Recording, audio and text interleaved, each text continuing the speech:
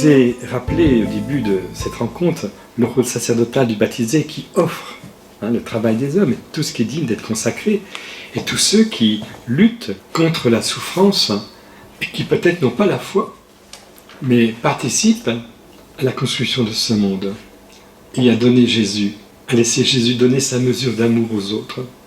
Rappelez-vous Matthieu 25, n'est-ce pas? J'avais faim, vous m'avez donné à manger, j'avais soif, vous m'avez donné à boire, j'étais nu, vous m'avez habillé. Le pape revient évidemment là-dessus. Et tout cela est possible parce que Jésus nous a précédés et que cette souffrance qu'il a vécue va conduire à la résurrection. Et grâce à cela, l'homme ne périt pas, mais il a la vie éternelle. Il nous rappelle ce dialogue magnifique avec Nicodème. Dieu a tant aimé le monde qu'il a donné son Fils unique pour que tout homme qui croit en lui ne périsse pas, mais ait la vie éternelle. Alors, vous savez aussi qu'à chaque Eucharistie, quand nous prions pour les défunts, nous prions pour tous les défunts, tous les hommes qui nous ont quittés. Est-ce que vous réalisez ce rôle sacerdotal qui est le nôtre? Personnellement, nous pouvons dire comme saint Paul, « Il m'a aimé et il s'est livré pour moi ».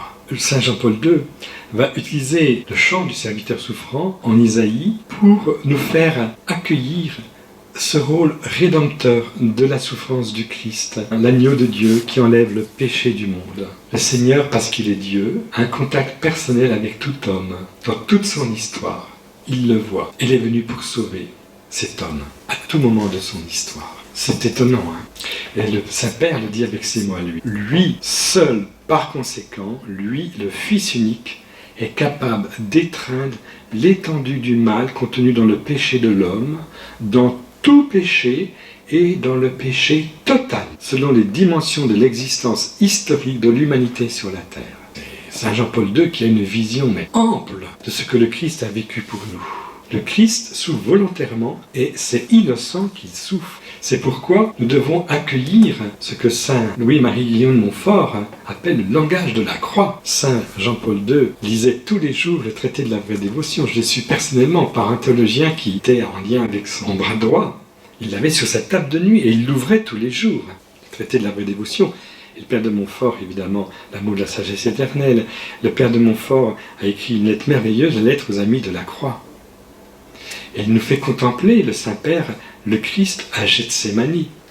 Ce moment effroyable où nous avons du mal à accueillir la parole de Jésus. Ce que Jésus a éprouvé à Gethsémani, où il arrive à dire cette souffrance qu'elle se passe loin de moi. Jésus lui-même, il a vraiment souffert humainement. Il n'a pas triché, le Seigneur.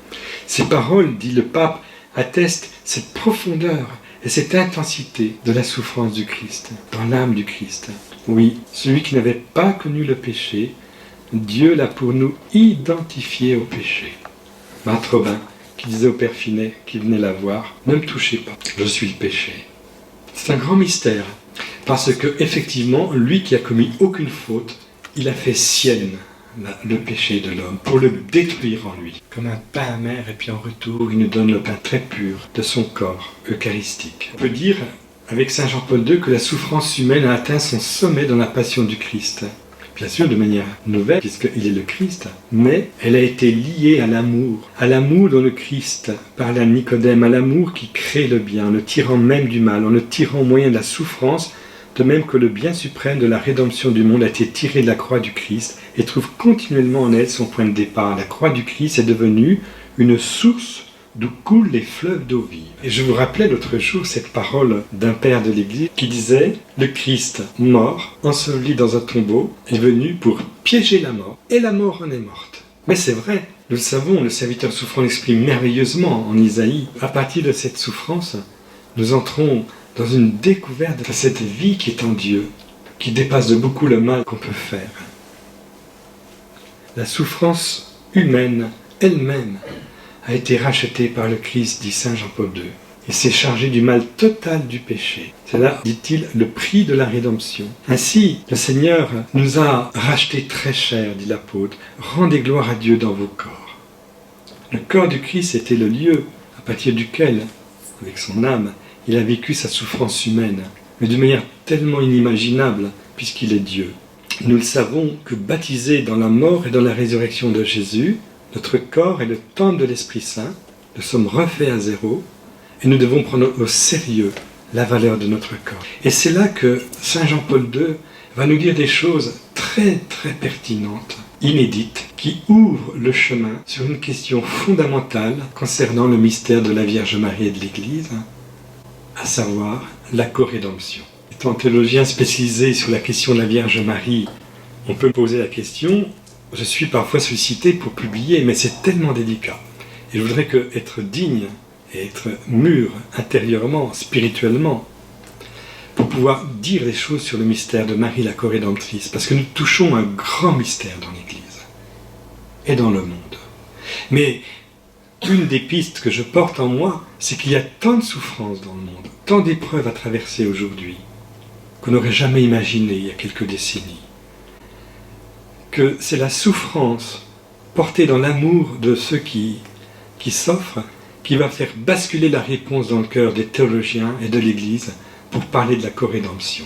Parce que c'est le Christ dans l'Église, dans chaque être humain qui souffre. Pas seulement des chrétiens, mais aussi de tout homme. Écoutez bien ce que dit le Saint-Père. Le Christ, le Rédempteur, a souffert à la place de l'homme et pour l'homme. Tout homme participe d'une manière ou d'une autre à la rédemption. Chacun est appelé, lui aussi, à participer à la souffrance par laquelle la rédemption s'est accomplie. Il est appelé à participer à la souffrance par laquelle toute souffrance humaine a aussi été rachetée. En opérant la rédemption par la souffrance, le Christ a élevé en même temps la souffrance humaine jusqu'à lui donner valeur de rédemption. Ce qui veut dire que la souffrance de cette maman, de ces deux mamans qui ont perdu leur enfant, la souffrance de ce petit handicapé qui n'a plus son grand frère à la maison, eh bien, fait partie de cette rédemption. Il faut aller jusque-là, nous chrétiens, dans notre foi. Et bien sûr, toutes les souffrances qui sont liées à cet assassinat horrible. Je parle de ce qui s'est passé il y a quelques jours. On peut prendre l'exemple de Nice et puis d'autres exemples. On peut bien s'appuyer sur ce qui s'est passé pour le père Jacques Hamel, la souffrance des proches. Le Saint-Père, en abordant cette question-là délicatement, va nous faire entrevoir des horizons tout à fait nouveaux.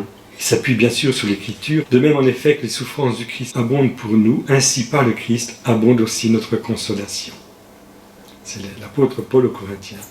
Et cette invitation de l'apôtre aux Romains, je vous exhorte, frères, par la miséricorde de Dieu, à offrir vos personnes une hostie vivante, sainte, agréable à Dieu. C'est là le culte spirituel que vous avez à rendre. Je ne sais pas si en repartant de cette rencontre, vous allez prendre plus au sérieux le moment de l'offertoire dans votre vie. Quand vous verrez un autel, et que le prêtre baisse cet autel qui représente le Christ, mais le Christ dans son offrande, vous comprendrez mieux l'enjeu qu'il y a dans chaque Eucharistie.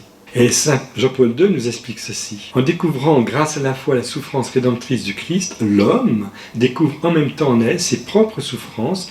Il les retrouve grâce à la foi, enrichies d'un contenu nouveau et d'une signification nouvelle. On va donner dans cette perspective la parole de nouveau à Denise.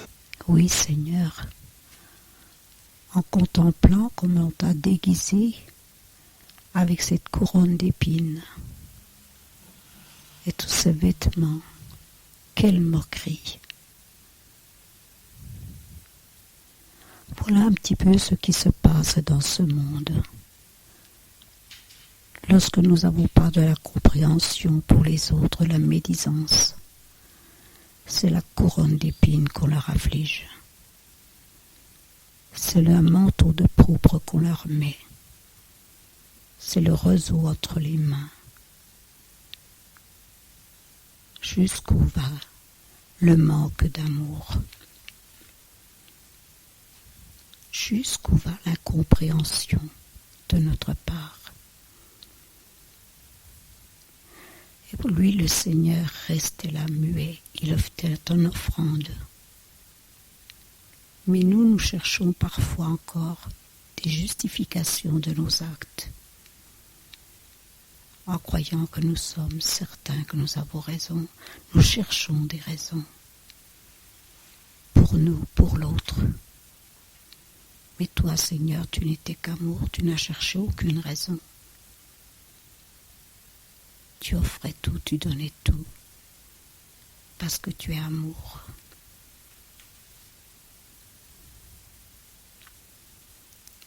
Vierge Marie,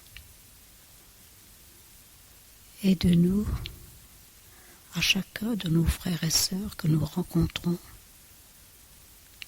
que nous les habillions plutôt de joie, de compréhension, et même, je dirais, d'une couronne. La couronne de l'amour, le regard d'amour pour la personne, qui lui rend toute sa dignité.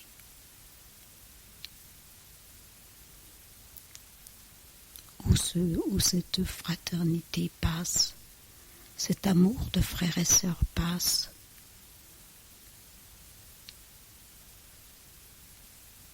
où viens à notre aide, Vierge Marie. À tout instant, tu sais combien nous sommes pauvres, nous sommes faibles.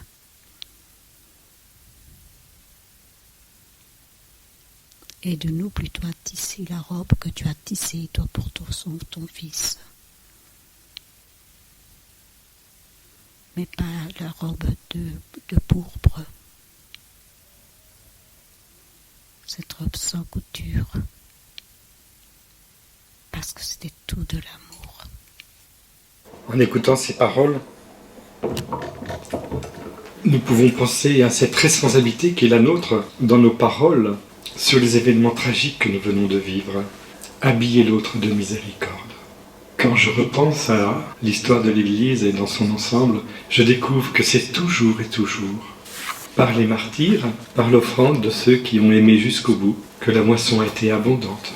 Moi-même, je suis un fils de la Révolution française, puisque le père Chaminade, le fondateur de la Cité de Marie, a été exilé durant 3 ans, et quand il est revenu en 1800, pas été guillotiné, il a su échapper. Il a fondé, on dirait, un groupe de prière à partir duquel s'est développée toute une famille, la famille marianiste, et puis des jeunes qui ont voulu mettre en commun tout et vivre une vie religieuse, et éduquer dans la foi, en faisant alliance avec Marie. Il y a eu tant de bénédictions et de vocations et de congrégations apostoliques qui sont nées au XIXe siècle. C'est époustouflant ce qui s'est passé. Impressionnant. Nous allons avoir des surprises dans les décennies qui viennent par les fruits de tous ces martyrs.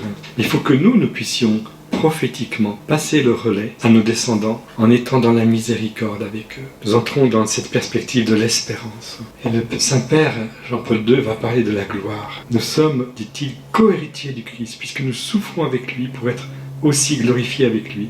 J'estime en effet que les souffrances du temps présent ne sont pas comparées à la gloire qui doit se révéler en nous. Car la légère tribulation d'un instant nous prépare jusqu'à l'excès une masse éternelle de gloire à nous qui ne regardons pas aux choses visibles, mais aux invisibles. Quand on a été exaucé par Dieu, on nous demande de prier des fois, puis on assiste à des véritables surprises. Ça, c'est vrai. Des guérisons. Bien, quand on est exaucé, on est petit dans ses souliers. Parce qu'on dit, mais c'est pas possible. J'ai été sollicité, mais en fait, c'est comme si Dieu me demandait, mais prie pour cette grâce que j'ai préparée. J'ai besoin qu'il y ait au moins quelqu'un qui y croit. Puis je dis oui, Seigneur. Un petit oui. Et puis, paf, le bon Dieu s'engouffre dans ce petit oui, et on obtient la bénédiction, la guérison de la personne. Et on reçoit des retours parfois. Et on est tout petit dans ses souliers. Qui suis-je, Seigneur, pour que tu veuilles passer par mon petit oui, afin de bénir mon prochain? Qui suis-je, Seigneur, pour que tu passes à travers notre petite assemblée, qui accueille un regard de miséricorde sur les événements, pour que tu puisses transformer la donne dans le cœur de ces milieux qui sont étrangers aux nôtres, d'où est issu l'assassin. Mais le bon Dieu veut passer par notre cœur, par l'espérance de notre cœur, parce que le bon Dieu ne fait pas sans nous.